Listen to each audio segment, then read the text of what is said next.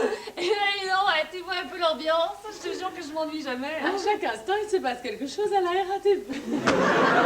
Alors, dis donc, t'as les mecs qui s'engueulent, qui se tapent dessus. Alors, les ambulances, les pompiers, la police, tout ça, ils peuvent pas passer à cause des embouteillages et des encombrements. Mais c'est génial. Mais arrête un peu, Jeanne. C'est pas une vie. Alors, tu sais ce qu'il dit, Émile? Mais c'est qui, Émile? Bah, c'est mon Jules, là. Il dit que ça me fait toucher du doigt la réalité brute, que ça me fait beaucoup de bien. Mais il a peut-être pas tort, hein, quand il réfléchit dans ta petite tête. Mais tu t'arrêtes, je sens. Tu vas réagir un petit peu. Montre quoi? Oh, dis donc, mais ce mec t'exploite, tu t'en rends compte ou pas? Pas du tout, mais moi je l'aime, je suis parfaitement heureuse avec cet homme, de quoi tu te mêles? Ah ouais, tu es parfaitement heureuse avec cet homme, alors tu travailles pour lui, tu prends un transport en commun, t'es enceinte de 15 mois, ça Ah, va, non? non? Pas exagérer, je suis pas un éléphant, non? Si, tu es un éléphant! Mais je l'aime, moi, je vais tellement dans la peau, maintenant. C'est un Macron! C'est un Macron, et puis c'est ton service, ça m'en va, donc tu t'as rien à voir avec toi, ça suffit, arrêtez les lunettes! Oh! Enfin, vous allez pas vous crêper le chignon parce que de toute façon, on mène tous une vie de con, alors? Une vraie vie de con. Et on peut pas faire autrement, d'ailleurs. C'est ce qu'on se dit tout le temps avec Jeannot. On se dit que ça, il faudrait qu'on foute le camp au hasard, n'importe où que ça, qu'on foute le camp. En Alsace! Pas du tout. Et ben on l'aurait! Eh ben, pas du tout. Eh ben bon. On se dit que ça, il faudrait qu'on foute le camp au hasard, n'importe où, au hasard. Au hasard, n'importe où, au hasard. Mais en Provence, quand même. Alors, le petit truc vachement sympa, sans chichi, hein. Le petit mât en pierre de taille, 2-3 étages, le petit jardin, le petit bois derrière chez moi, 2 petits chevaux qui galopent. Ce truc sans chichi, hein.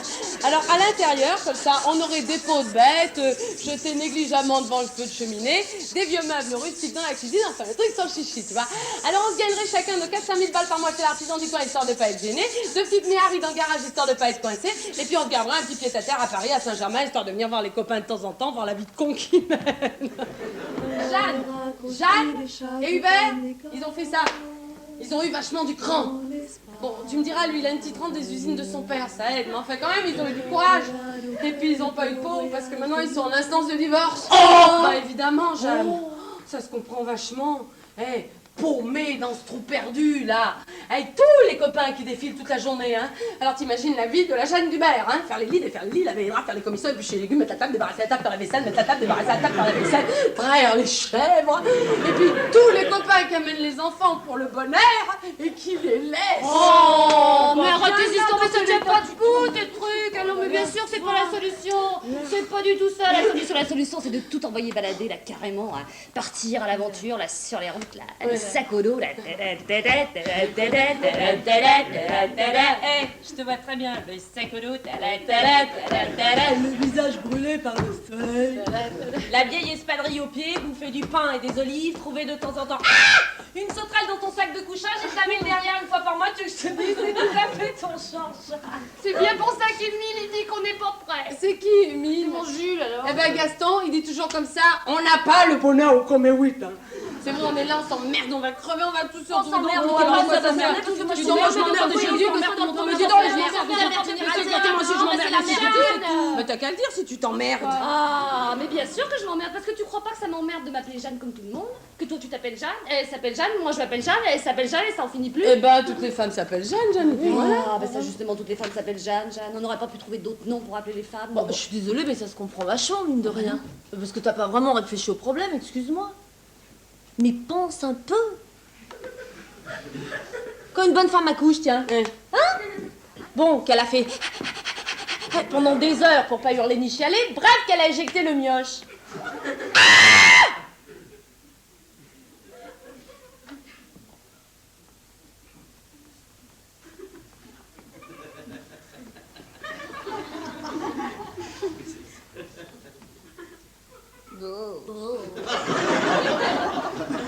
Elle a pondu une nana. Non mais c'est carrément un scandale. Hein. Alors elle se dit comment? C'est pas la peine pendant 9 mois de s'être engueulée avec les grands invalides de guerre pour choper une place dans le métro, hein, et d'avoir refusé de se faire grimper par Jeannot, tout ça pour prendre une espèce de machin qui a un trou entre les deux jambes. Bah c'était pas la peine, tu comprends? Alors quand le Jeannot arrive à l'hosto... C'est celui-là encore, là. Non, Jeanne, tu suis un peu l'histoire, s'il te plaît, c'est le papa de la petite qui... J'ai encore des petites, toi des papas. Oh, je t'en prie, s'il te plaît. Crève un Dieu, la Jeanne. Encore une gueuse. Mais qu'est-ce que c'était que tu viens de me pondre là, la Jeanne? Et comment que c'était qu'on va encore l'appeler celle-là, crève un Dieu?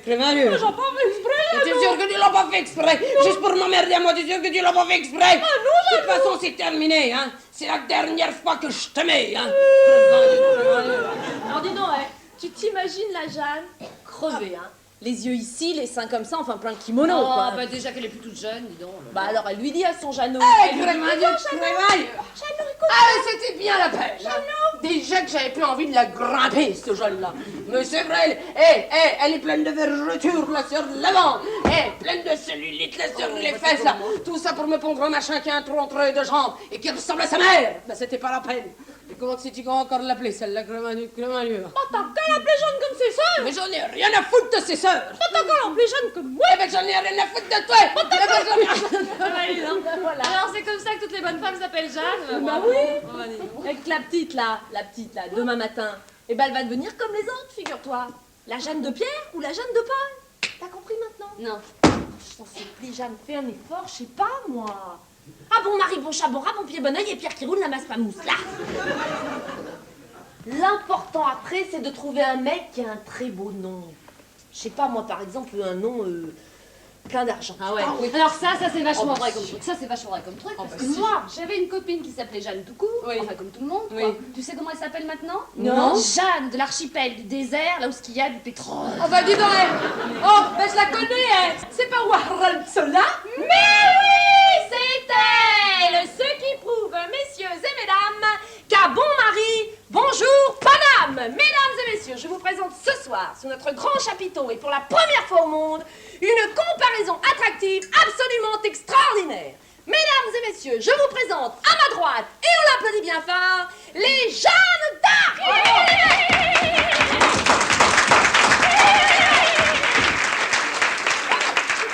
À ma gauche, et on l'applaudit tout aussi fort, les Jeanne Mansfield.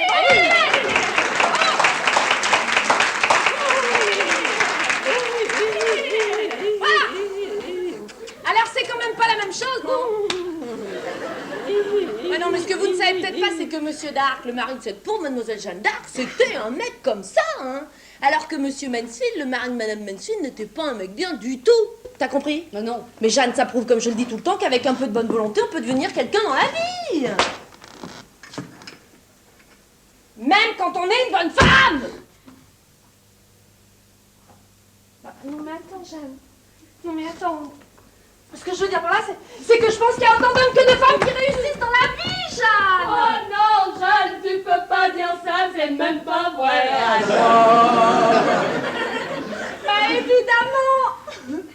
Puisqu'ils se marient ensemble, alors. Qu'est-ce que c'est qu'elle raisonnement?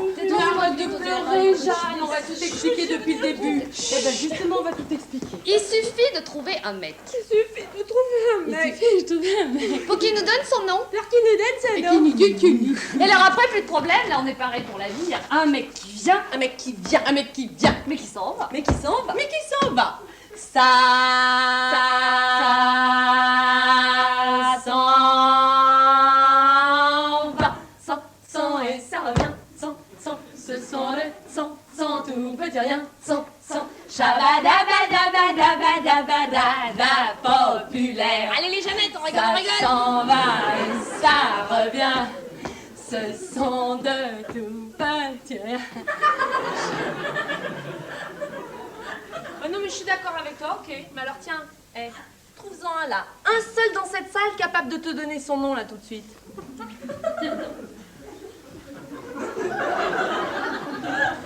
Moi, je suis d'accord avec toi, c'est difficile, mais ça se trouve, Jeanne. Ce que je veux ça dire, se c'est trouve. En tout cas, c'est pas plus difficile que de trouver du boulot. Tiens, par exemple, tu te souviens quand on a été prête avec notre spectacle, nous, hein? Ouais, bah quoi? Eh ben, quand on a été le présenter à machin, là. Mais qui? Mais comment il s'appelait, le mec du café-théâtre qu'on avait été voir, là? Comment il s'appelait? ouais, attends. Ah ouais, le gros du chemin. Voilà, le gros du chemin avec son gros cigare, là. Ouais, ouais, je Eh ben, me tu te souviens. souviens bien ce qu'il Ah nous bah oui, avait parce dit, que moi ce je me mec-là, souviens, elle m'avait dit. Et alors les minettes, non mais alors semblait, qu'est-ce que ça veut dire votre truc là, hein? Des nanas qui causent. Non mais alors, on n'a jamais vu ça, ça marchera pas votre truc là, moi je vais vous le dire. Hein. Mais alors je m'y connais, hein, je suis dans le showbiz, ça n'a qu'à voir. Hein. Je sais pas, moi, en plus il n'y a pas de personnage dans votre histoire, comment voulez-vous qu'on épiche quelque chose là? Je sais pas, moi vous auriez quand même pu inventer des trucs là, non? Par exemple là vous auriez mis une vampe. Ouais, ça d'ici la gueule que ça sur une salle de vente féminine vachement chouette et tout ça. Alors pour compenser, par exemple, vous auriez mis une bourgeoise, parce que la bourgeoise, ça classe, ça fait vachement bien la bourgeoise. Ouais. Vous auriez pu mettre aussi une prostituée, parce que alors la prostituée, ça va, ça vient, ça plaît beaucoup la prostituée, ouais, ça plaît beaucoup.